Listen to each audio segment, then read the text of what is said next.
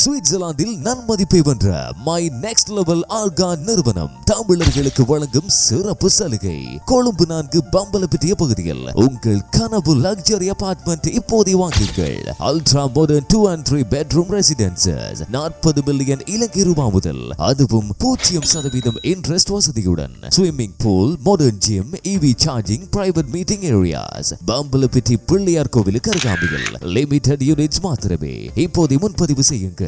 சூலியம் 41787242 Swiss Tamil TV உறவுகள் அனைவருக்கும் வணக்கம். மற்றும் ஒரு சிறப்பு செய்தி வழியாக உங்கள் அனைவரையும் சந்திப்பதிலே பெருமகிழ்ச்சி. எங்களுடைய சேனலை இதுவரைக்கும் சப்ஸ்கிரைப் பண்ணாம பார்த்து கொண்டிருக்கின்ற அன்பான சுவிஸ் வாழ் தாய் தமிழ் உறவுகள் சப்ஸ்கிரைப் பண்ணி கூடவே இருக்கிற பெல் ஐக்கனையும் கிளிக் பண்ணிடுங்க.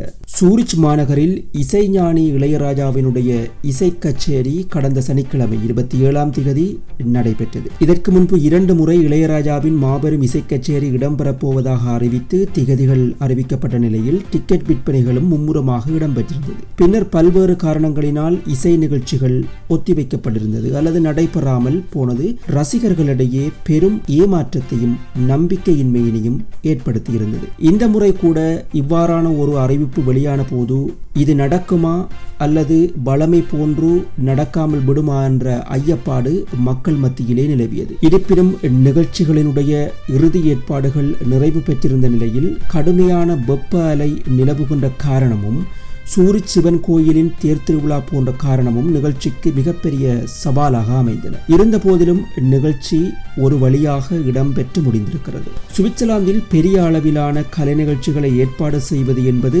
ஐரோப்பாவின் பல நாடுகளில் இருப்பதை போன்று எளிதான ஒரு செயல் அல்ல. இந்த நாட்டினுடைய சட்டங்களும் பாதுகாப்பு நடைமுறைகளும் மிக கடுமையானவை. பார்வையாளர்களினுடைய பாதுகாப்பு இங்கு முதன்மையாக கருதப்படுவதால் தீயணைப்பு படையினர், மருத்துவ அவசர உதவி சேவைகள், பாதுகாப்பு பணியாளர்கள் உள்ளிட்ட பல்வேறு ஏற்பாடுகள் கட்டாயமாக மேற்கொள்ளப்படுகின்றன. அதே போல பல மணி நேரம் இடைவெளியின்றி நிகழ்ச்சிகளை நடத்துவதற்கும் கட்டுப்பாடுகள் இருக்கின்றது. அதனால் நிகழ்ச்சியின் இடையில் சிறிய இடைவேளை வழங்கப்பட்டது. இது இந்திய இசை நிகழ்ச்சிகளுக்கு பழகியிருந்த இசைக்குழுவினருக்கு புதிய அனுபவமாக இருந்திருக்கலாம். பார்வையாளர்களினுடைய வருகை எதிர்பார்த்த அளவிற்கு அமையவில்லை என்பது உண்மையான ஒரு விடயம். அரங்கிலே பாதிக்கு மேற்பட்ட கதிரைகள் வெறிச்சோடி வெறுமையாகத்தான் இருந்தது. ஆனால் அதற்கான காரணங்களை வெறும் ஆர்வக்குறைவாக மட்டும் பார்த்துவிட முடியாது. நான் ஏற்கனவே சொன்னது போல முன்னர் 2 முறை அறிவிக்கப்பட்ட நிகழ்ச்சிகள் நடைபெறாமல் போனதன் காரணம், அதே நேரத்தில் தற்போது இருந்த காலநிலை சூழ்நிலை, அது மாத்திரமன்றி அதிகமாக மக்கள் திரளக்கூடிய சூரிச் சிவன் கோயிலினுடைய தேர் திருவிழா, இவற்றை நாங்கள் எடுத்துக்கொள்ளலாம். இதன் காரணமாகவும் மக்கள் வரவு குறைந்திருக்க வாய்ப்பு இருந்திருக்கிறது. இருப்பினும் மேடையில் ஒலித்த இசை ரசிகர்களின் எதிர்பார்ப்பை ஏமாற்றவில்லை என்று நிகழ்வுக்கு சென்று வந்தவர்களுடைய பதிவுகள் பறைசாற்றுகிறது.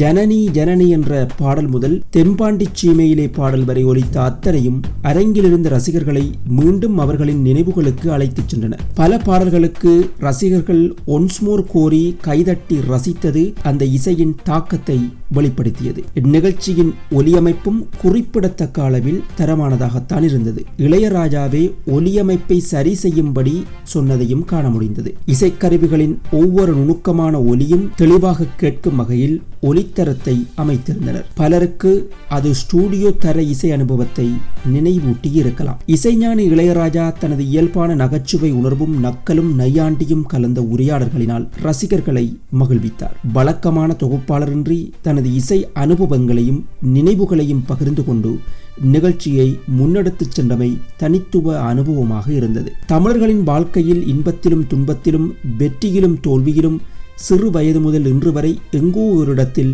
இளையராஜாவின் இசை துணையாக இருந்திருக்கிறது. இதை யாராலும் மறுத்து விடுவது கடினம். அதனால் அவரின் இசையின் மீது ரசிகர்கள் கொண்டிருக்கும் அளவு கடந்த பற்றின் வெளிப்பாடே சென்றிருந்த அந்த மக்களின் வருகை. ஆனால் அந்த அன்பும் பற்றும் சில நேரங்களில் தேவையற்ற ஒப்பீடுகளுக்கும் வழிவகுக்கிறது. சமூக ஊடகங்களில் சமீபத்தில் இளையராஜாவையும் தமிழீழ தேசிய தலைவர் வேலுப்பிள்ளை மேதகு அவர்களையும் ஒப்பிட்டு பதிவுகள் வெளியிடப்பட்டதையும் காண முடிந்தது. இசை என்பது ஒரு கலைப்பயணம். ஒரு மக்களின் அரசியல் தேசிய லட்சியம் என்பது வேறு பரிணாமம் கொண்ட ஒன்று. இரண்டையும் ஒன்றோடு ஒன்று ஒப்பிடுவது என்பது தேவையற்ற விவாதங்களையும் சர்ச்சைகளையும் மட்டுமே உருவாக்கும். இளையராஜா மீது அளவு கடந்த அன்பும் பற்றும், அவரின் இசை மீது அளவு கடந்த அன்பும் பற்றும் உடையவர்களுக்கு அவர் கடவுளாக தென்படலாம். ஆனால் அவரையும் தமிழீழ தேசிய தலைவரையும் ஒப்பிடுவது என்பது வீணான தேவையற்ற ஒன்றுதான். எது எப்படி இருந்தாலும் மக்கள் வருகை குறைவாக இருந்த போதிலும் நிகழ்ச்சியை நடத்தி முடித்த ஏற்பாட்டர்களின் முயற்சியை பாராட்டித்தான் ஆக வேண்டும். அதே நேரத்தில்